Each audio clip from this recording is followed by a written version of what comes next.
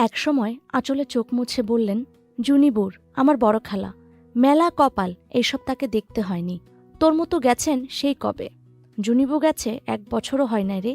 হ্যাঁ রে মা, কি দেখলাম চামড়ার চক্ষে। বড় তুফানে সোনার ছাগল উড়তে দেখেছিলাম আসমানে, আর এবার দেখলাম জ্যান্ত ইবলিশের বাচ্চাগুলিকে। আমরা এখন গরিব হয়ে গেছি মারে, কিচ্ছু নাই, সব লুটপাট করে নিয়ে গেছে দামামুখোরা। কি আশ্চর্য সময়! কুশল আদান প্রদান নয়, ব্যক্তিগত সুখ দুঃখের কথা নয়, সেই খান সেনা, তাদের বিভৎস কীর্তির বয়ান। এর মধ্যে ঘর থেকে খোঁড়াতে খোঁড়াতে বেরোলো তার পুত্রবধূ, ঝলমলে তরুণী, স্বাস্থ্যবতী, হাতে লাঠি, চোখ ধাক্কা খায় প্রথম দর্শনেই। জানা গেল সে কিয়ামতের দিন ছুটতে গিয়ে পড়ে পায়ের হাড় ভেঙেছে। কবে জোড়া লাগবে কে জানে। জবিখালা ততক্ষণে ছোটাছুটি করছেন গাছের ডাব, বিলিতি গাব, পেয়ারা ডালিম পাড়াতে। বললেন, রাতখান থেকে যা, কথা তো কিছুই হলো না। এবার নয় খালা, আরেকবার এসে থাকব। তোরা কি আর কখনো আসবি? মাঝে বোন না থাকলে বোনঝিরা কি আপন থাকে? কথাটা অভিমানী সুরেই বললেন। কি করব, উপায় নেই, সময় নেই হাতে। ঘুরে ঘুরে পোড়া বাড়ি, পোড়া গাছ দেখলাম ঘোর বর্ষার মধ্যে ছনের ঘরের মতো করে আধপোড়া টিন দিয়ে অনেক পরিবার বাস করছে। হানাদাররা আসার আগে বড় মাঝারি ঘরের অধিবাসীদের আবার তেমন অবস্থায় ফিরে যেতে সময় লাগবে। ছেলেরা লঞ্চ ঘাটা থেকে ফিরে খবর দিল, কোনো জলযান ঢাকার দিকে যায়নি। এসেছে যারা, তারা শহর স্বাভাবিক দেখে এসেছে। পরদিন ভেবেছিলাম ঘুরে ঘুরে কাছাকাছি গ্রামগুলো দেখব, আত্মীয় স্বজনের খোঁজখবর করব সেই সঙ্গে। কিন্তু বেরোনোই গেল না। সকাল থেকে অঝোর ধারায় বৃষ্টি ঝরছে তো ঝরছেই। আকবর কয়েক কপি পত্রিকা এনেছে, হাতে লেখা সাপ্তাহিক বাংলাদেশ। কাগজটি নিয়মিত বের করেন চুরাইন হাই স্কুলের মাস্টার মিজানুর রহমান।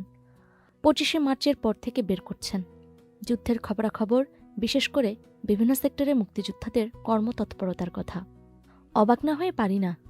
এই খানাডোবা সম্বলিত ভাটির দেশ, সব সরকারি যুগে অবহেলিত গ্রাম বাংলার নগণ্য এক গ্রাম থেকে বেরোচ্ছে সাহসী এই পত্রিকা।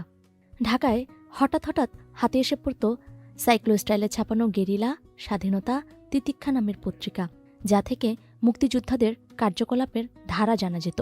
কিছুক্ষণের জন্য হলেও যা ভুলিয়ে দিত অসহ্য অবসাদ। নগণ্য গ্রাম চুরাইন থেকেও পত্রিকা বেরোচ্ছে, হোক হাতে লেখা। অন্ধকার চৈতন্যে এক ঝলক দীপ্ত আলোক যেন। সম্ভব হলে সম্পাদক মণ্ডলীর সঙ্গে দেখা করে আন্তরিক ধন্যবাদ জানাতাম। পরদিন 16 তারিখে আমরা ফিরে আসব। বৃষ্টির গতি ভদ্র, কিন্তু লঞ্চ চলবে কিনা সন্দেহ। তবু ঘাটে এলাম। যাত্রী বোঝাই দোতলা লঞ্চ 1 মিনিট দাঁড়াতে রাজি নয়। মারমার কাটকাট করে ছেলেরা তুলে দিল। ঢাকা পৌঁছলাম বিকেলে। খুব নির্জন পথ প্রান্তর। মনে হলো লোকজন ফেরেনি এখনো। বাবা আপা তারাও নয়। জানা গেল পাকিস্তানি স্বাধীনতা দিবসে বিচ্ছুদের কাছ থেকে তেমন কিছু ঘটেনি।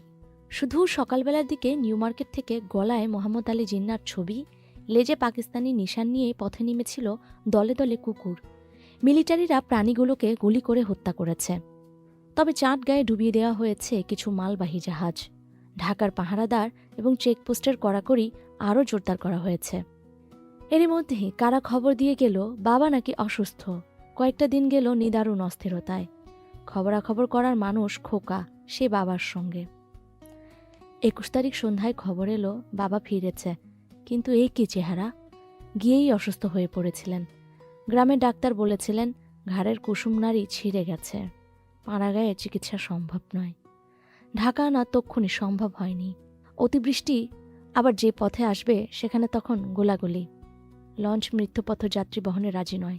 12 দিন শুধু মিশ্রির পানি খেয়ে আছেন। কাউকে চেনেন না, সজ্ঞানেও নেই, শুধু একটি হাত ওঠানামা করছে। একমালাইতে করে সকালবেলা রওনা দিয়েছিলেন। মাঝপথে আটকে দিল খান সেনারা। নৌকা ঘেরাও করে চেঁচামেচি, মুখ তো লাগা হ্যায় তো নিকল দো, নেহি তো নাও ডুবা দেঙ্গে। ভেতরে ঢুকে পরীক্ষা করে নৌকা ছেড়েছে। ডাক্তার ডাকা হলো 2 জন। তারা দুঃখ প্রকাশ করে গেলেন। আর কিছু করার নেই, হাত নাড়াচ্ছেন, এটাই শুধু ভালো লক্ষণ। গ্লুকোজ সেলাইন ইঞ্জেকশন দেবার চেষ্টা ব্যর্থ হলো। কিচ্ছু খান না, কাউকে চেনেন না, চোখ খোলেন না, অথচ বেঁচে আছেন। দুঃসহ অবস্থা। ঘুম হয় না, তন্দ্রার মতো এলে চমকে উঠি। বাবা বেঁচে আছেন তো? রাতভোর হলো রোববারের সকাল। হক এইবারেই চলে গেছিল। দিনটির ওপর যুক্তিহীন ভয় কেমন। বেলা 12টার দিকে বাবা একবার বড় বড় চোখে তাকালেন। ডাকলাম, সাড়া দিলেন না। ছোট কাকা বললেন, মন শক্ত করো। 12টা 25-এ সত্যি সত্যি চলে গেলেন বাবা। সেই বাবা ইদানিং দুঃখ বেদনার সূত্র ধরে যার সঙ্গে গড়ে উঠেছিল এক ধরনের নিবিড় বন্ধুত্ব। বিচিত্র পৃথিবী, জীবনভর যিনি সঞ্চয়ী হিসেবে ছিলেন, মৃত্যুর পর দেখা গেল সামান্য কিছু টাকা রয়েছে মাত্র। খোকার বেকারত্বর, দুঃসময়ে নানা ধরনের বাড়তি খরচা, কাফন দাফনের ব্যবস্থা করলাম। আমার পরিশ্রমজাত অর্থ বাবার কাছে এলো, জীবনের পরম প্রাপ্তি, সেই সঙ্গে অপূরণীয় নিদারুণ খেদ। জমি কেনা সম্ভব হলো না, 1001 টাকা দেবার সামর্থ্য কোথায়? ঝুলছি অনিশ্চয়তার দড়িতে। ঘরে সোনা কিছু আছে, মার্চের আগে ভরি ছিল 125, এখন 50 টাকাতেও কেউ কিনতে আগ্রহী নয়। তাদের মুখে এক কথা, সোনা খেয়ে তো আর জীবন বাঁচানো যাবে না। লাশ ধরে রাখা গেল না বেশিক্ষণ। বাসাবো থেকে আজিমপুর, মোড়ে মোড়ে চেকপোস্ট চ্যালেঞ্জ, সন্ধ্যার অন্ধকার অনিরাপদ, তারপর রয়েছে কারফিউর জুজু, রওনা দিতে হবে বেলাবেলি। মার সময় গোরস্থানে গেছি, এবারে কেউ রাজি নয়। শুনলাম কবরস্থানের এখানে সেখানে বন্যার পানি। আত্মীয় স্বজন তবু বলছেন একদিক থেকে বাবা ভাগ্যবান, যে সময় অতিক্রম করা হচ্ছে তাতে মাটি পাওয়া, কলমা দুরুদে জানাজা পাওয়াও তো কখনো অসম্ভব হয়ে দাঁড়াচ্ছে। হয়তো তাই অকারণে নির্মম মৃত্যুর মুখোমুখি হতে হয়নি তাকে। আমাদের জন্য তৈরি হয়নি এমন যমপ্রহর যাতে তাকে ফেলে যেতে হতো, বা তার চেয়েও অভাবিত খারাপ বাস্তব। সবকিছু ছাড়িয়ে জীবনের মতো কালো স্পট পড়ে রইল বুকের গহনে।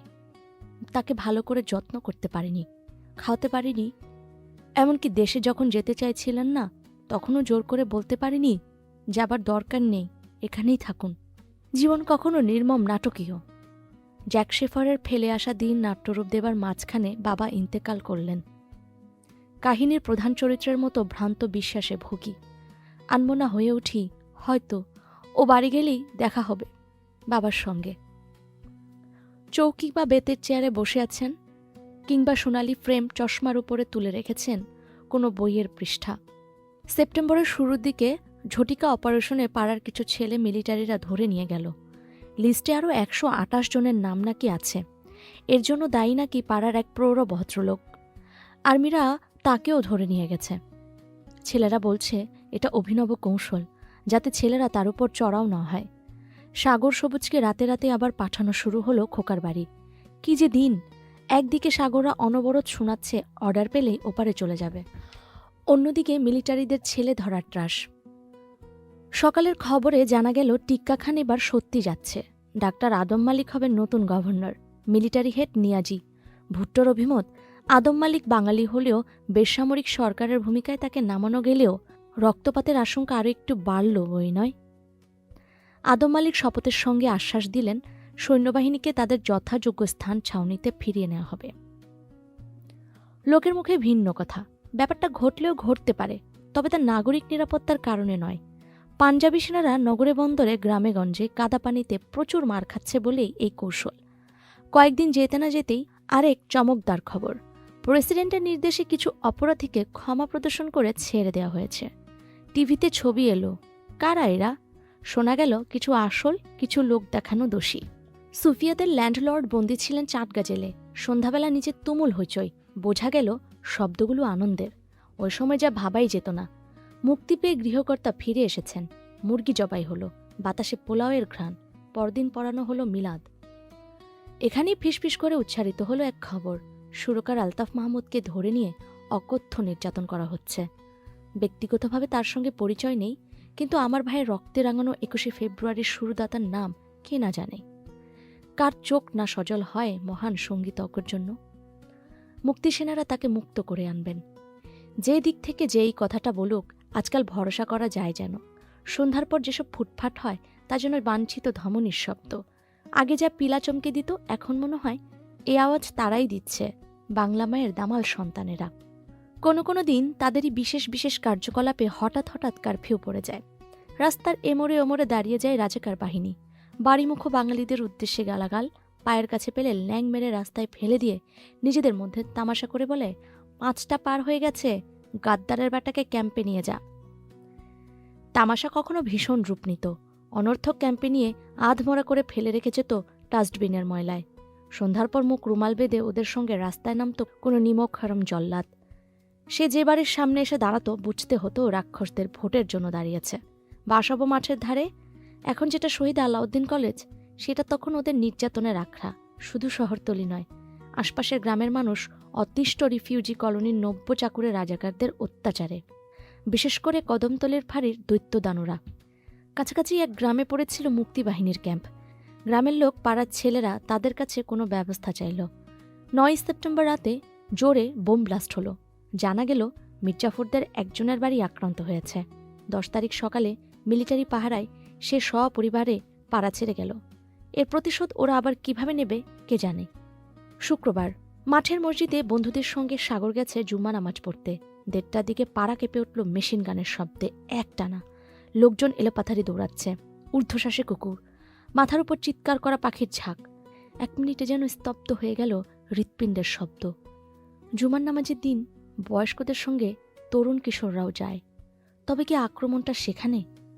বারান্দায় ঝোঁকে দাঁড়িয়েছি। ছুটতে ছুটতে একজন চেঁচিয়ে গেল, ভেতরে যান, ভেতরে যান। ভেতরে যাব কি? সাগর বাইরে। পথের দিকে তাকিয়ে চোখ পাথর হয়ে গেল। নিচে দেখি কজন বাঙালি পুলিশ দাঁড়িয়ে। সাগর ছুটতে ছুটতে এসে পুলিশ দেখে দাঁড়িয়ে গেছে। ওপর থেকে আমি চেঁচিয়ে বললাম, এরা কিছু বলবে না, চলে আয়।